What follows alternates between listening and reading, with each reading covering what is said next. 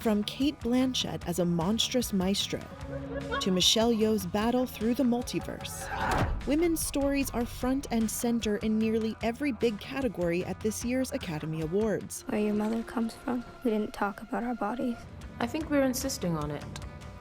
There's more and more women who are getting behind the camera making decisions. We need more of that. These films and roles reflect gains in an industry that has long relegated women to secondary roles in the shadow of men, although Hollywood remains far from a place of gender parity.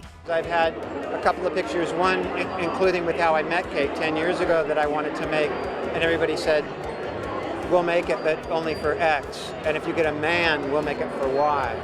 Todd Field directed Blanchett in Tar, a film that busts open perhaps monolithic treatments of women's experiences by exploring the corrupting influence of power, no matter gender nor sexuality. A decade ago, he said he was told he could get a bigger budget for a film he was pitching if it starred a man. It's a great tradition of strong female characters and strong female leads in movie history, mainly in the 1950s, and why that shifted at any point, I'm not sure of. Leading roles for women have jumped significantly in recent years, fueled in part by people demanding change in Hollywood following the Me Too revelations in 2017. We need the equality for women as well, to have more representation with women, and especially older women. But the ranks of executives who greenlight films and set budgets lean heavily male. As much as 80% of film studio CEOs and senior management teams were men in 2020, according to UCLA data.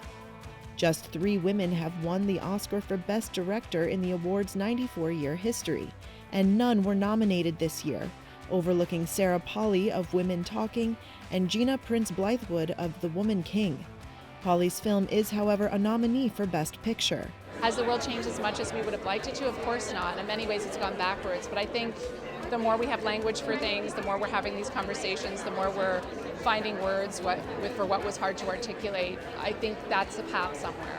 Tar is competing for the same prize, alongside frontrunner Everything Everywhere All at Once. In the supporting actress race, Angela Bassett is in the running for playing Queen Ramonda in Black Panther: Wakanda Forever, a Marvel superhero flick that put female warriors at the forefront. And more films centered on women are slated to reach cinemas in the coming months.